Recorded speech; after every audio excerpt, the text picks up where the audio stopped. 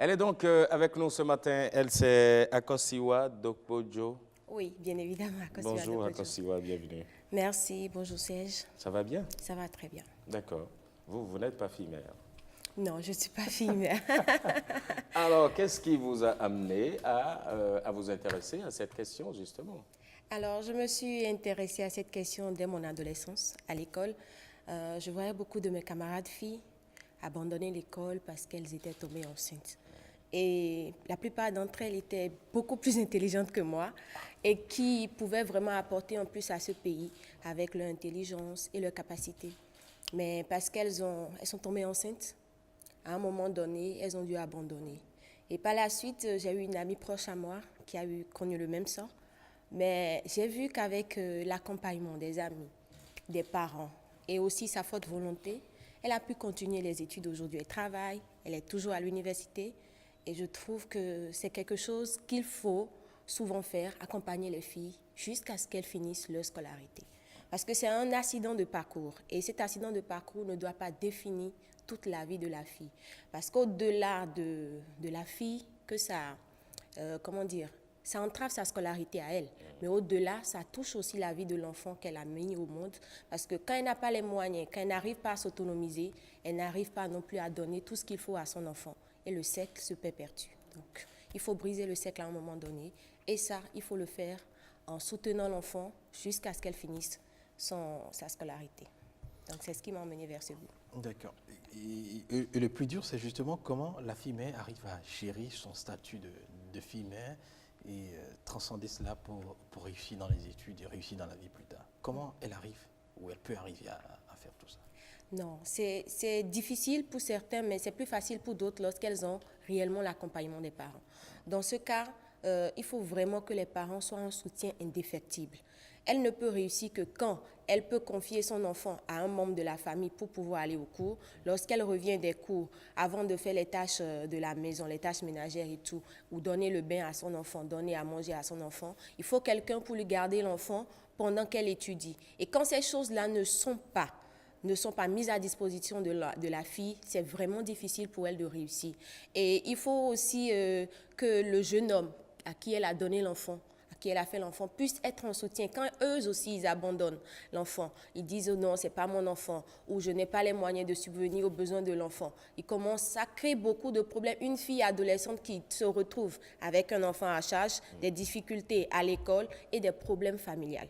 Donc, ça crée beaucoup d'entraves, mais ce qu'il faut, c'est que autant le conjoint, autant le parent soit un soutien indéfectible. Et aussi, on a un problème souvent avec les amis, dans le cercle d'amis dans lesquels elles se retrouvent, les autres se détachent et se disent « ouais, je ne veux plus être ton ami ». Ou les parents de ces amis-là disent « ah, il ne faut pas te faire ami avec cette fille, il ne faut pas suivre le même chemin qu'elle ». Mais il ne faut pas rejeter la personne qui a eu à un moment donné un mauvais parcours. Il faut l'encadrer pour que la personne ne reproduise pas les mêmes erreurs. Parce qu'il y en a qui reproduisent les mêmes erreurs. Et là, c'est encore plus difficile d'avoir 2 enfants en charge et de continuer les études. Alors, éduque mère-fille. Éduque fille-mère. Fille-mère, Oui. d'accord, il ne faut pas se tromper. Éduque fille-mère, ça fait combien d'années déjà que cela existe? Ça a commencé depuis 2014. 2014, ça a commencé par un blog.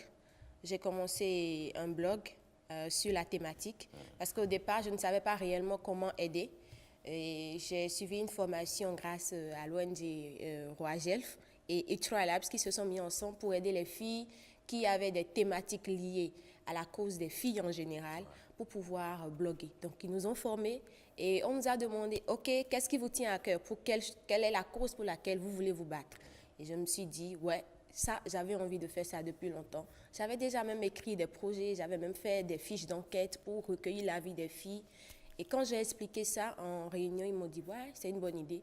C'est comme ça. Je suis allée sur le terrain, avoir le témoignage des filles, avoir leur autorisation pour publier leurs photos, leurs vidéos. Et ça a commencé petit à petit.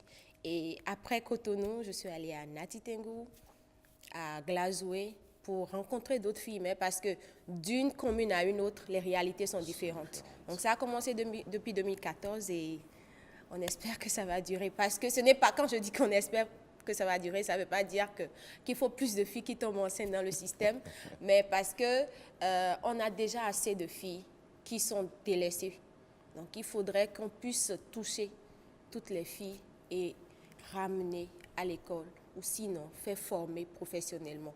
Parce qu'au-delà de la formation de l'école, il faut qu'elles puissent subvenir à leurs besoins, aux besoins de l'enfant. Quel est le discours que vous tenez dans vos séances de sensibilisation et tout? Est-ce que le discours, il est prévenant pour empêcher que les filles deviennent mères ou vous intervenez après qu'elle est devenue mère? C'est vrai que c'est éduque fille-mère, mais avant qu'une fille-mère ne devienne fille-mère, elle est fille. Donc notre discours est prévenant, mais il est aussi plutôt prise en charge. Parce que autant on va dans une commune et qu'on parle de l'importance de l'achèvement de la scolarité, cette thématique, on l'aborde avec toutes les filles, qu'elles soient filles, mais ou non. Donc on dit, vous avez des filles parmi vous qui sont tombées enceintes, ce qui a empêché qu'elles continuent l'école ou qui leur ont donné des difficultés. Vous avez ces exemples autour de vous, ne refaites pas les mêmes erreurs, apprenez des erreurs des autres et évitez autant que faire se peut de tomber dans le même piège. Donc on est sur les deux ponts, prévenir et prise en charge. Alors, de façon concrète, hein, de quels moyens est-ce que vous disposez? Comment est-ce que cela se passe? Ah, d'accord. C'est principalement jusque-là encore sur fonds propres. Par exemple, pour les enquêtes, on va nous-mêmes, on cotise, on prend un peu de nos sous et on va sur le terrain ensemble. Mais quand on trouve des filles mères, pour les accompagner, on sollicite des personnes de bonne volonté qui puissent réellement prendre en charge leur éducation parce que dans certaines communes, certains parents ont bien la volonté, mais n'ont pas forcément les moyens d'accompagner parce qu'ils ont déjà 5 bouches à nourrir.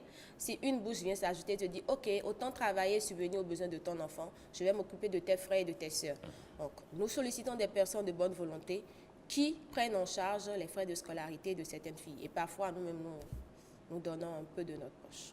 Quand vous dites non, vous, c'est qui? Ah, nous, c'est moi et les gens de mon équipe. Je ne suis pas seule à le faire, on est une dizaine en équipe avec qui je travaille. Vous avez les reins solides, visiblement. On a une grande volonté et ça sent les reins. Tout simplement.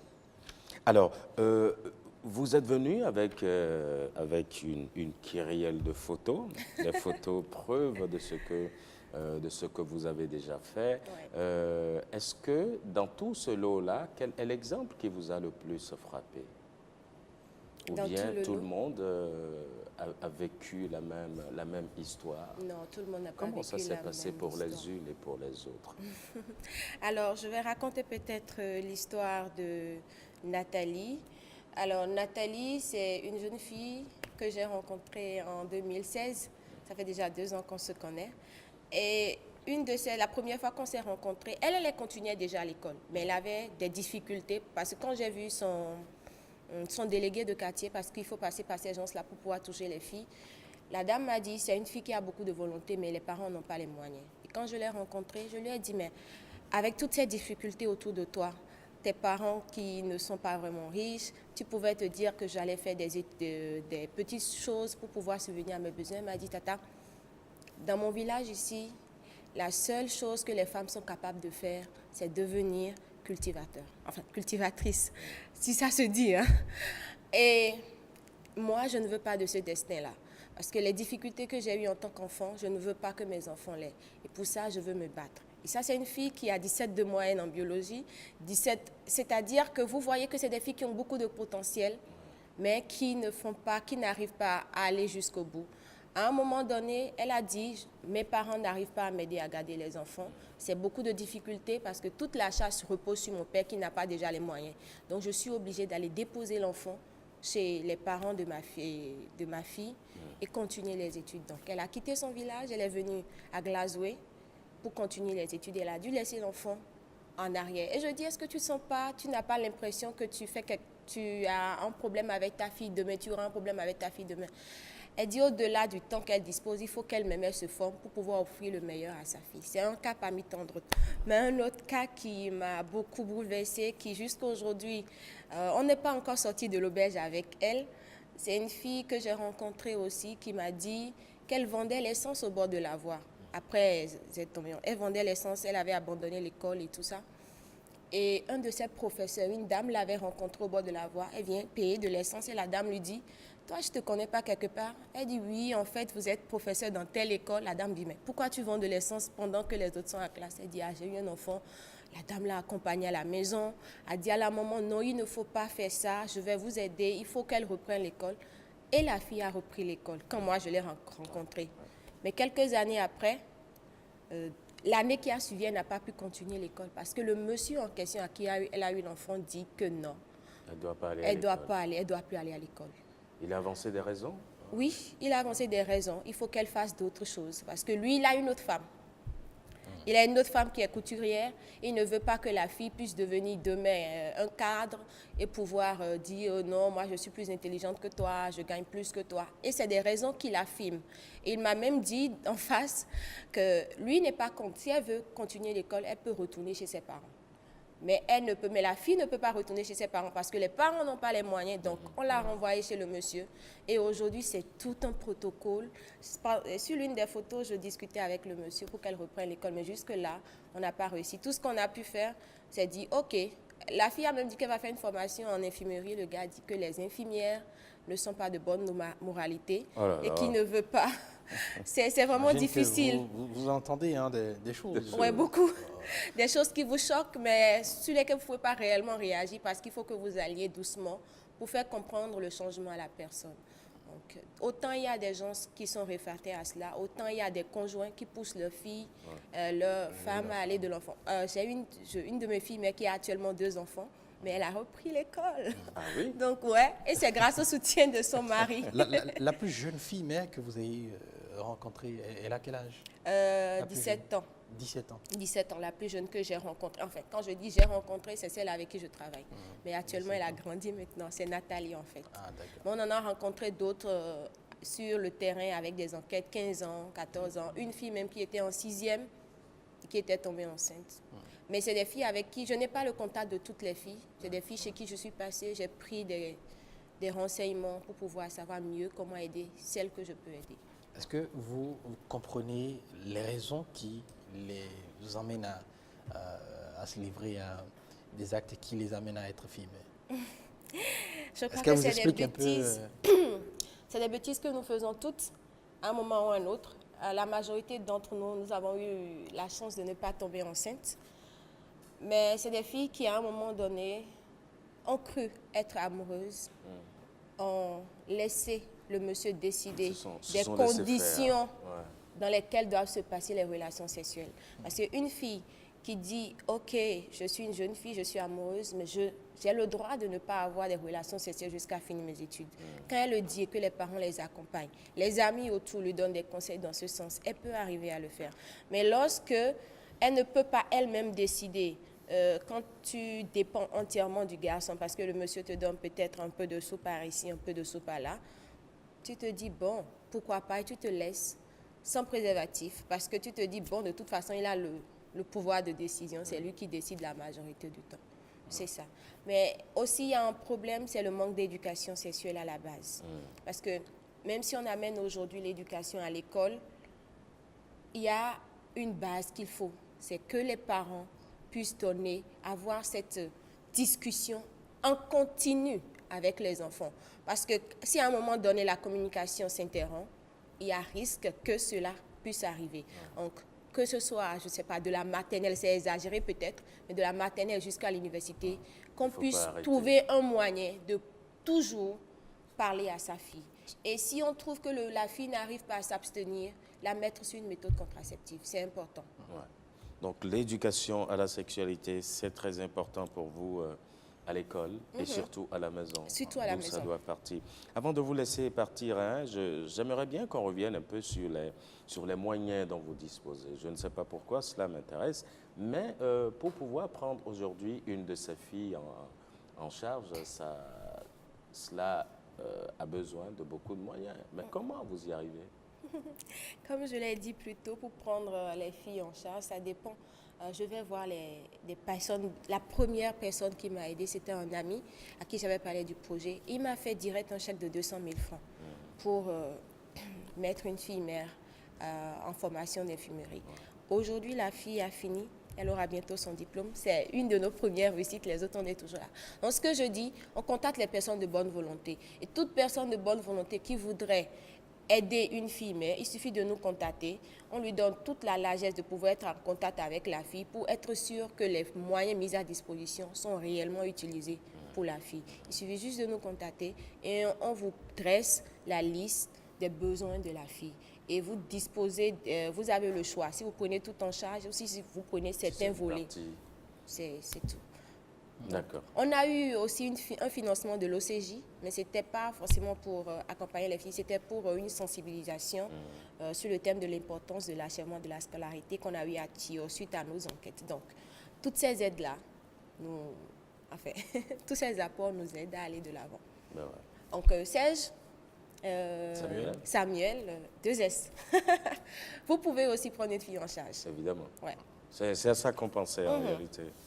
C'est pour cela que j'insistais sur les moyens dont vous disposez pour mener à bien cette activité qui est, soit dit en passant, elle est véritablement noble. Hein. Merci. On vous encourage suffisamment. Et je rappelle que vous avez commencé par un blog, vous avez dit, et puis je voudrais juste inviter, hein, regardez juste ce bout-là de la... C'est une courte publicité. Merci.